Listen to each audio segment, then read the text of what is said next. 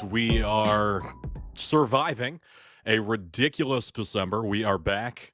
As crazy as a December as we have had, the Bengals have had their own December to remember. We've been surviving COVID variants, Omicron, and 69-degree Christmas weather.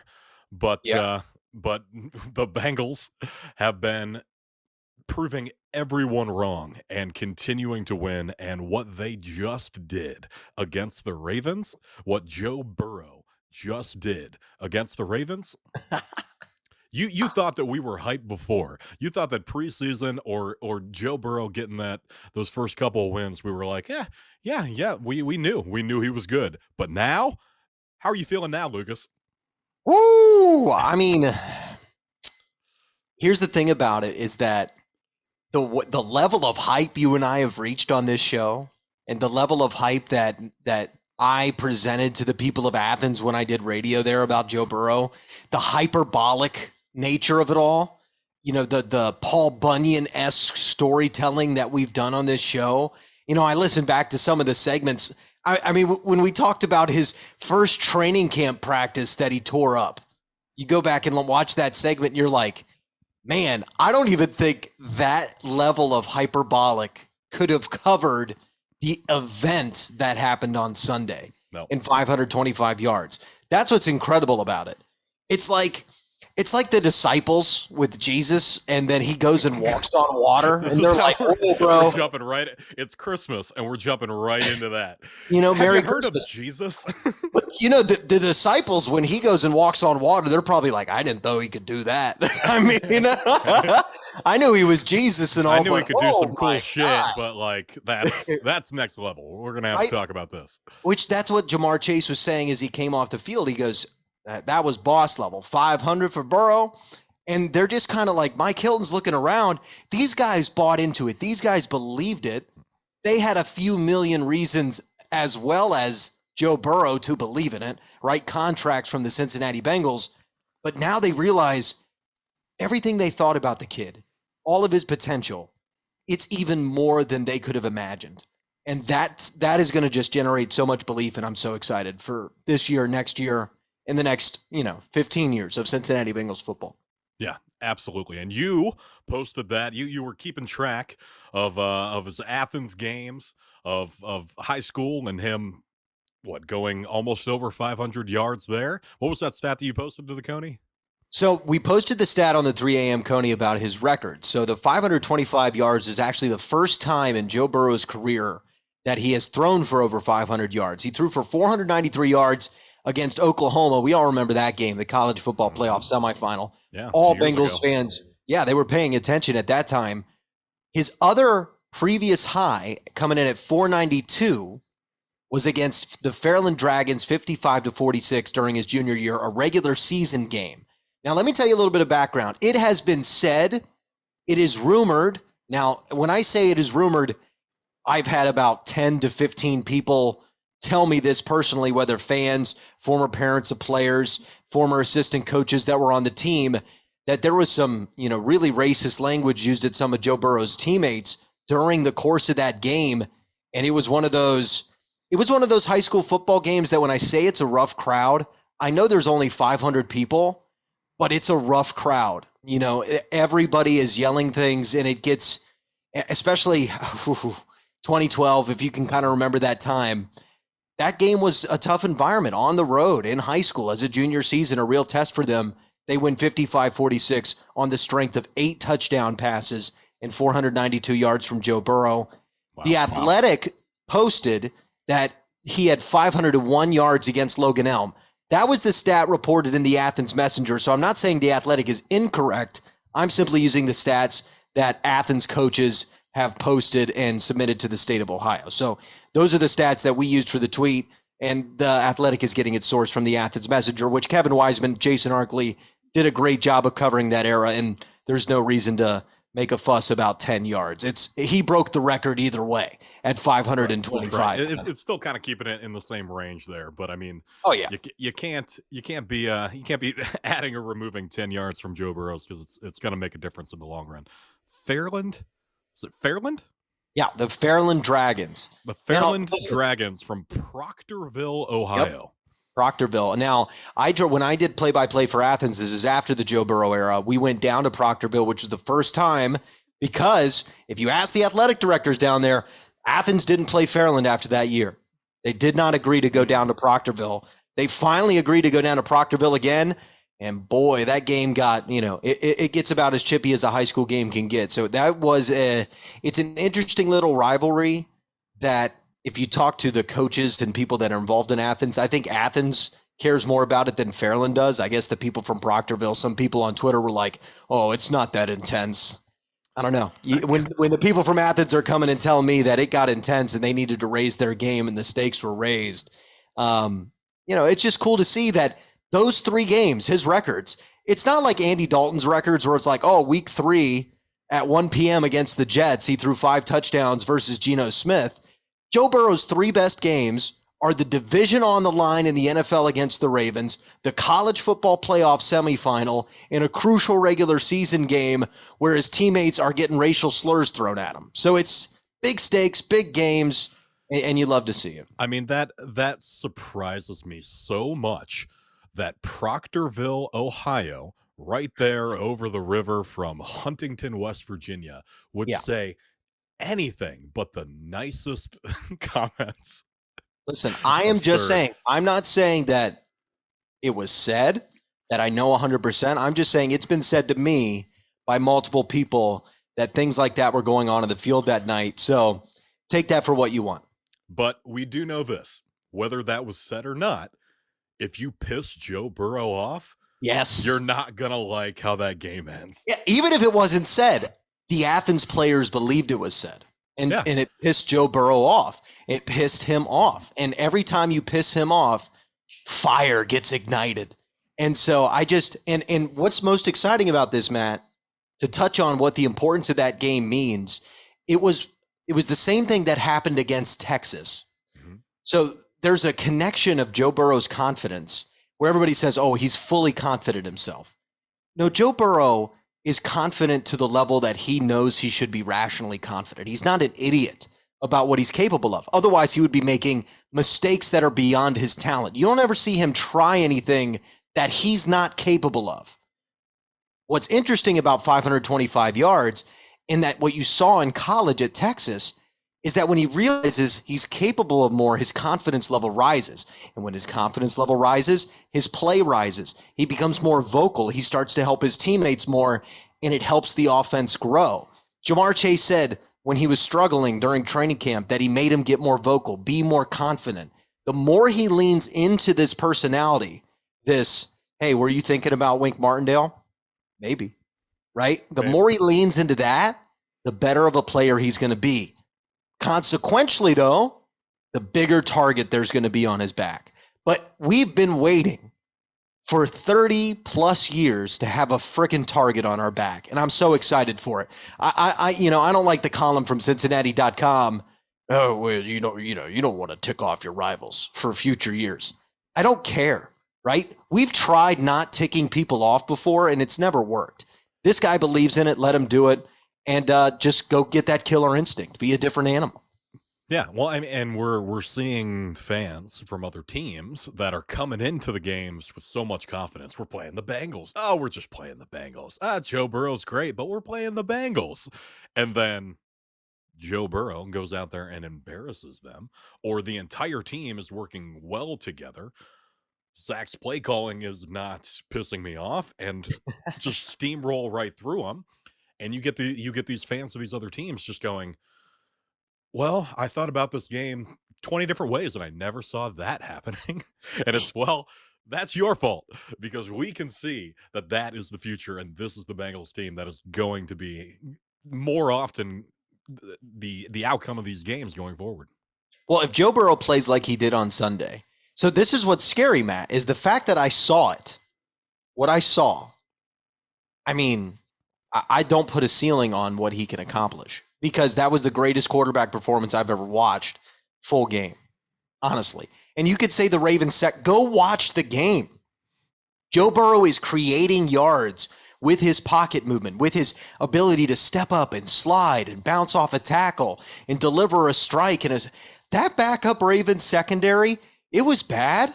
It wasn't giving up 525 yards bad. It wasn't 300 yards and a half bad. It wasn't literally not send Kevin Huber on the field bad.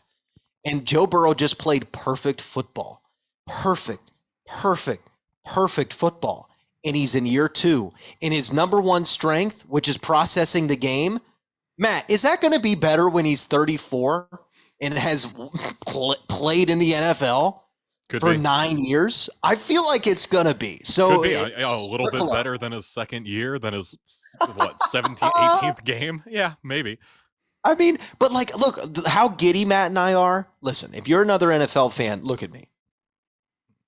Take the whole set of facts that the Bengals have and reflect honestly in the state of the franchise before this, the fact that he's from Ohio. Take all that in and then really put yourself in our shoes and ask if you would be being rational at all, right? You would be, no, there's no way any other fan base would sit back and be rational about this. I mean, just sympathize with us there because, oh, you guys are being crazy. We just, look at this. We deserve it. He's got 947 yards in a season against the Ravens. We have had 3 decades of watching everyone drown in our town, and then we just watch this dude walk on water. We're going to be a little excited. Exactly. But this giddiness, I allow it to come back now and then. But I like, seriously, I was thinking about the Chiefs, Matt, at 3:30 p.m. because I know that with Joe Burrow having a performance like that, what we've been talking about since the summer has now cracked open ever so slightly. And now sitting on the table in front of Joe Burrow is an improbable, unlikely, come from behind MVP opportunity.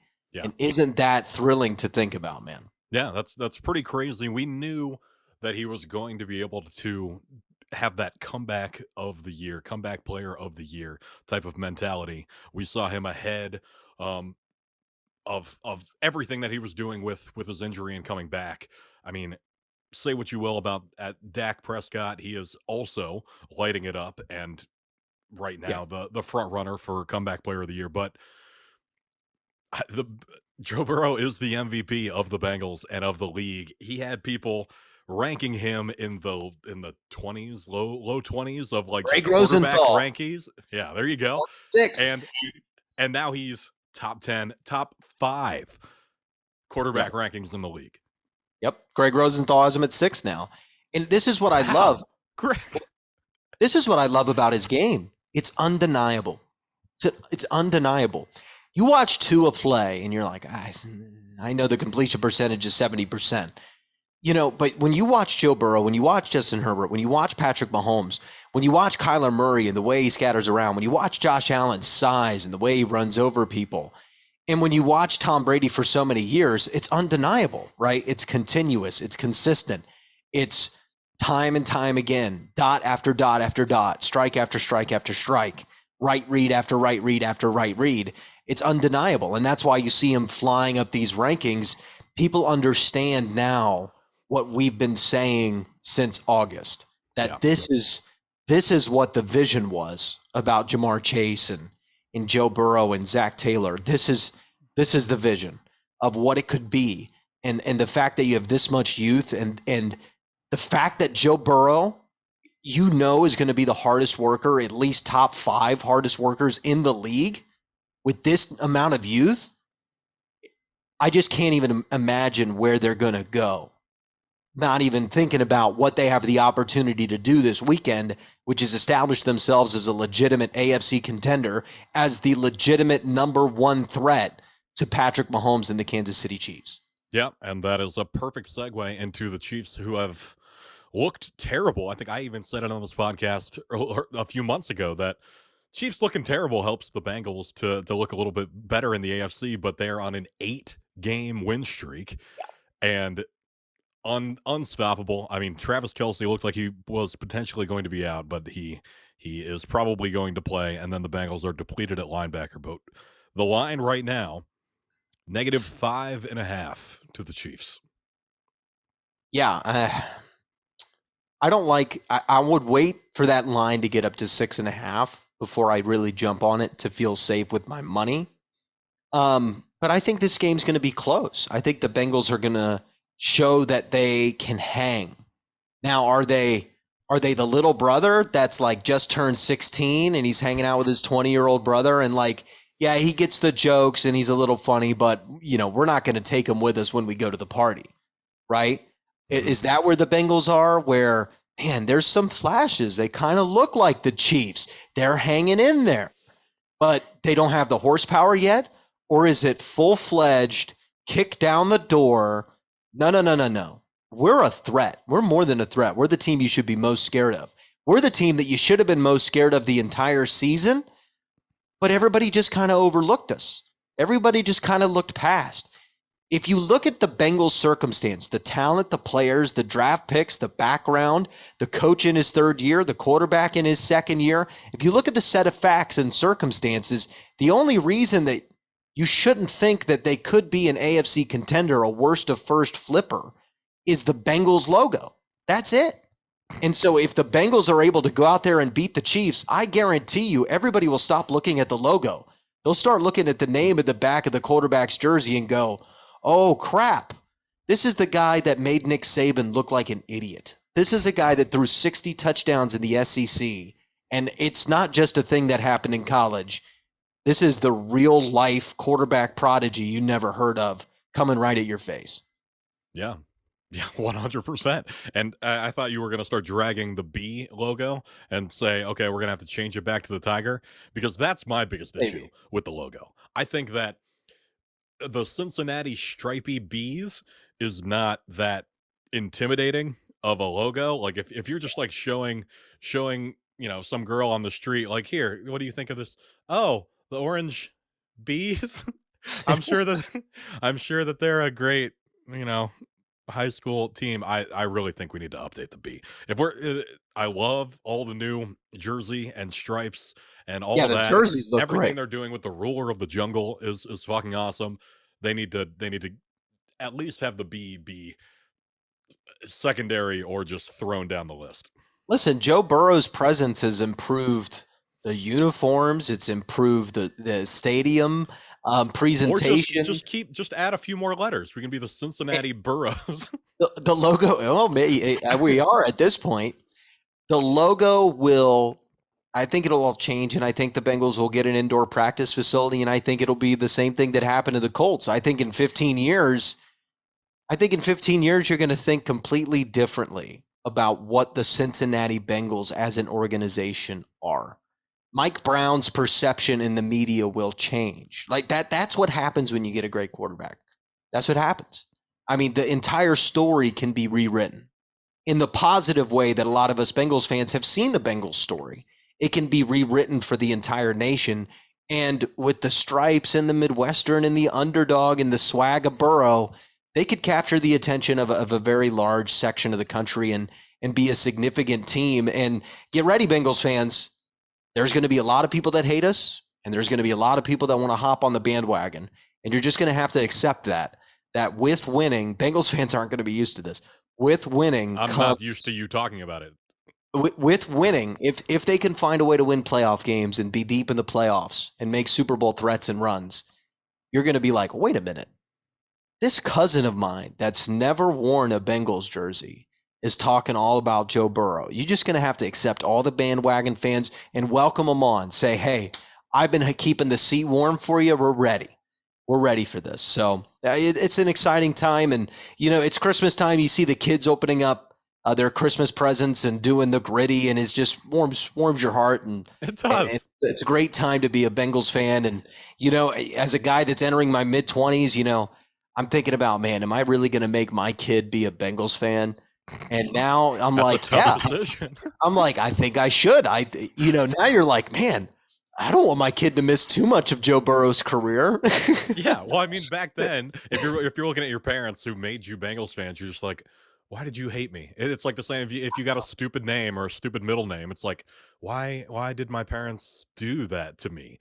Why did you set me up for a lifetime of misery? But hopefully, that's changing. and you're going to be doing a good thing for your child by saying, here's Joey. Joey. Joey. All Oh right. man. So -5.5 to the Chiefs. You had originally predicted that they would lose this game. What are you Yeah. thinking?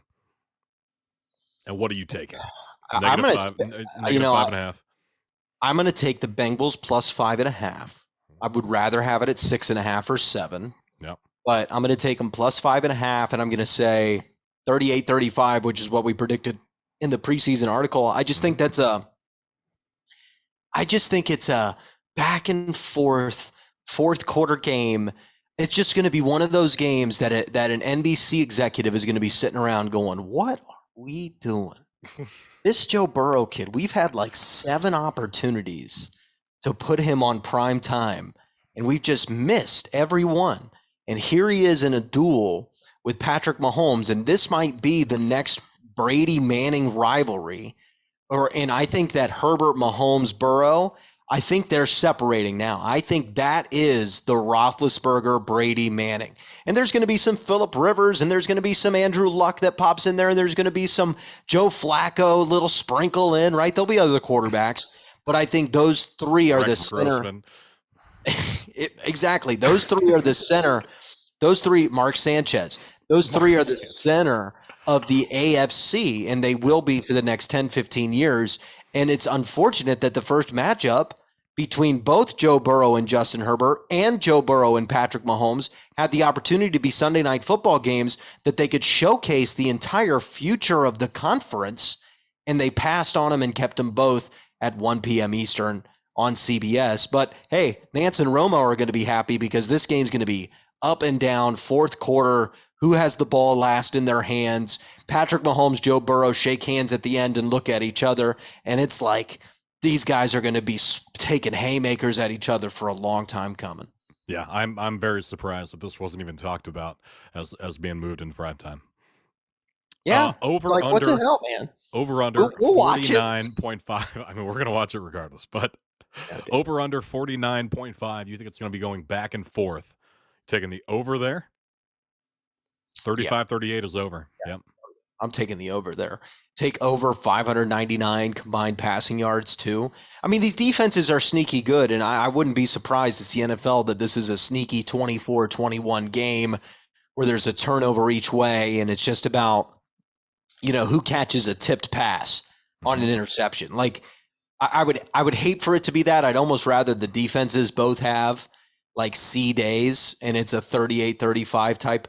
But honestly, for the Bengals to keep the Chiefs to 38, they're going to need at least a B day from the defense without any of their linebackers. And the Bengals offense needs to be saying, we got to score on every drive. We need Kevin Huber to not show up again. It's a big challenge for the Cincinnati Bengals, but it's one that they could potentially pull off.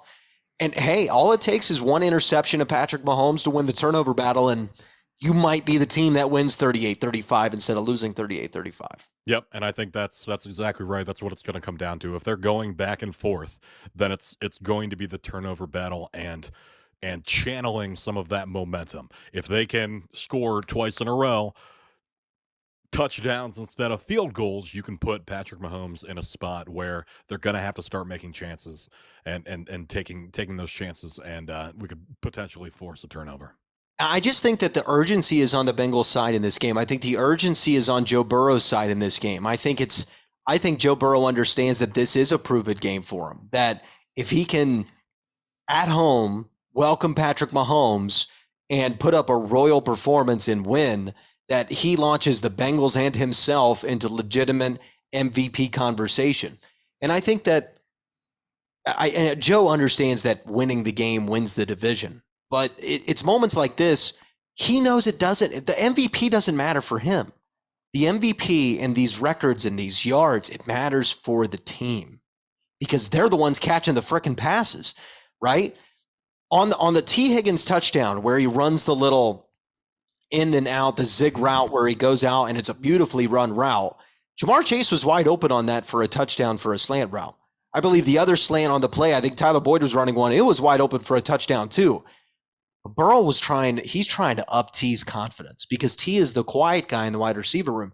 but he might be the most damn talented because of his size, right? Right. He looked like a wide receiver one that game Exactly. for sure.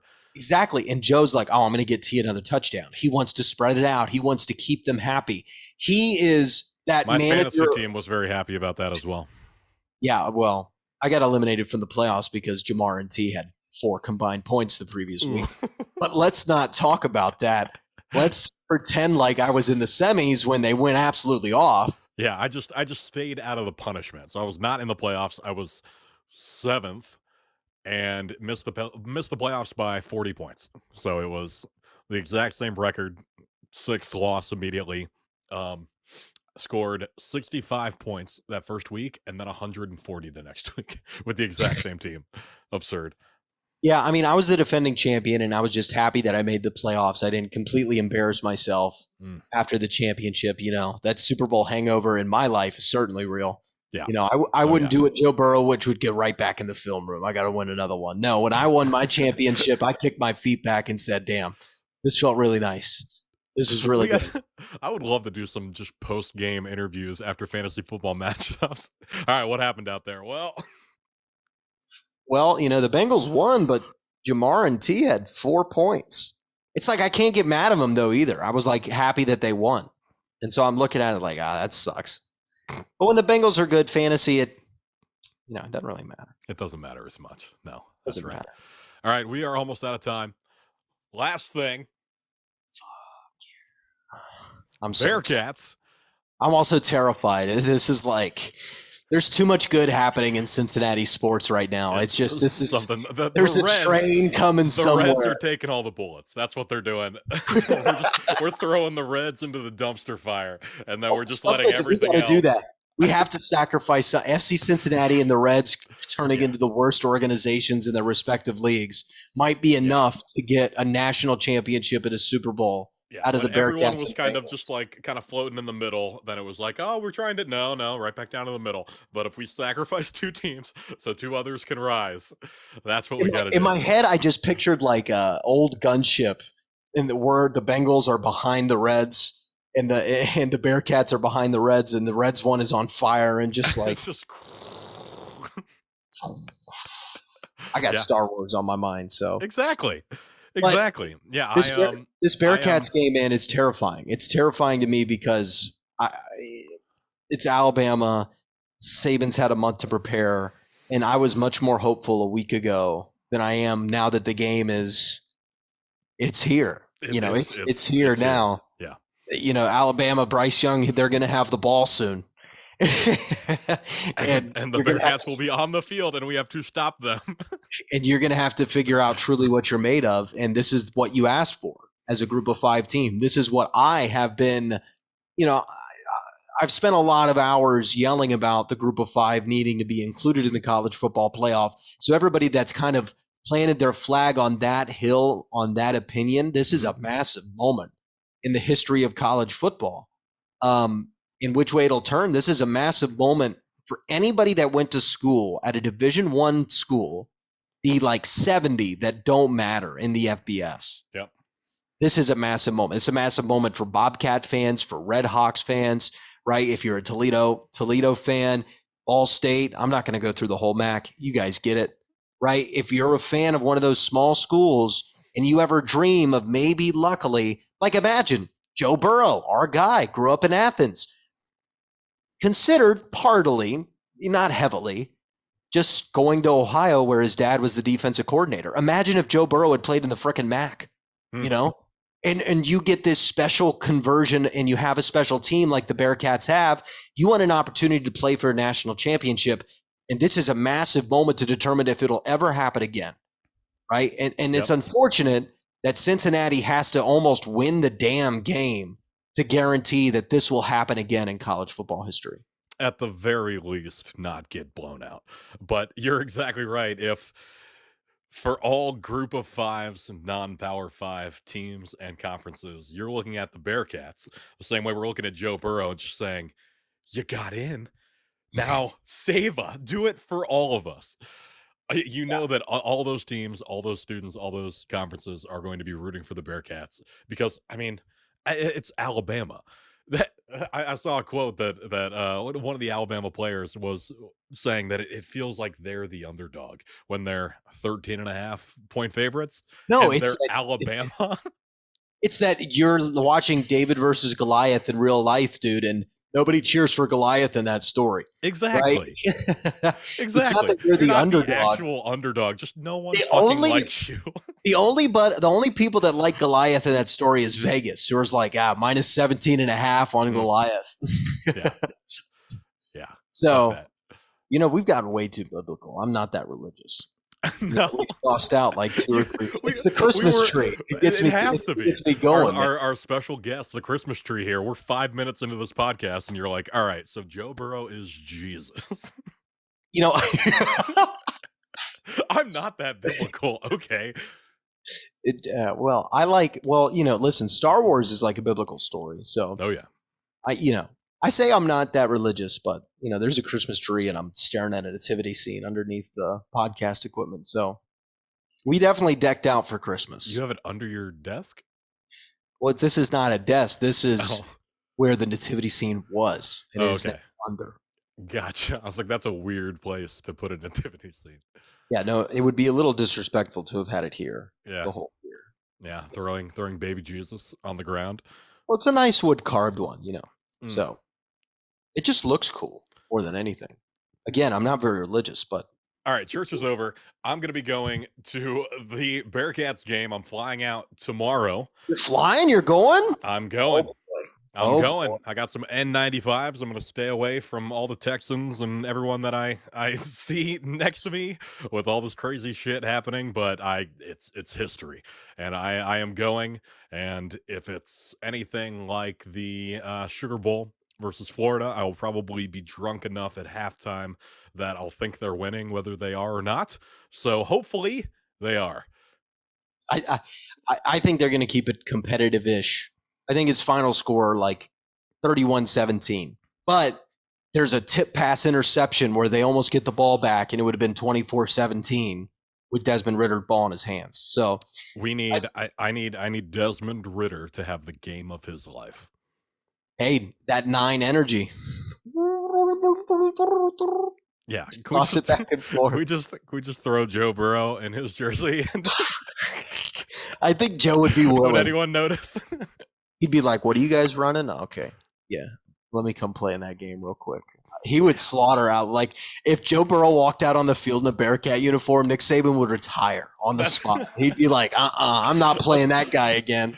This whole Nope. thing is ridiculous with the Bearcats like just praying to get in. Hopefully the committee lets us in. Let's just go full cinematic, ridiculous plot twist movie with it. Put Joe Burrow in there and just a full. You can't see his face. He's got the LaDainian Tomlinson. It's like, And is that Joe Burrow? Like it looks just I like was him. like, he's wearing the Ritter jersey. I don't know. He's 21-24 with 322 in the first half, though. That Nick Saban, if you ever watch, he does a detail for ESPN of Joe Burrow after he beat him and eliminated Alabama that year. You could just hear the way he talks about him. It's like, thank God, I just don't ever want to play this guy again. He's like, this was no fun playing this guy at LSU. No thanks. No. Yeah. Oh, great time. Just we smiled the whole time. What a difference a It's year good to be makes. back. We're gonna have this Christmas tree back on. So good to have you. Thanks, pal. Thanks, guy. Thanks, my man. All right. Well, hope you had a good Christmas. Hope you have a great New Year. I'll send pictures from the game, and hopefully we're bringing back a win. Yeah, hopefully. Who Day, go Bearcats. It's much good happening. We're up here, and we hope we stay there. Probably not for too long, but we're gonna ride it while it lasts. We're gonna ride it while we can. Well, next week, if they lose to the Chiefs and it's Browns Bengals Sunday Night Football, that's going to be a stressful week because that's just waking up in the middle of the night. Baker Mayfield's won the AFC North, and you're like, Just wake up puking. like, no, that was awful. I swear to God, I saw Joe Burrow throw for 525, and we won the North, and now Baker Mayfield did it. So That can't Don't happen. even put that into the universe. Hey, everybody's already put it out there. Just go out and beat the so Chiefs bad. and win the damn division. Take the MVP award and go win yourself a Super Bowl. All right, Joey B. Thank you very much. All right, Joey. Joey. No shot. All right, we're well over time. I'm stopping it now. See you guys next week. Bye.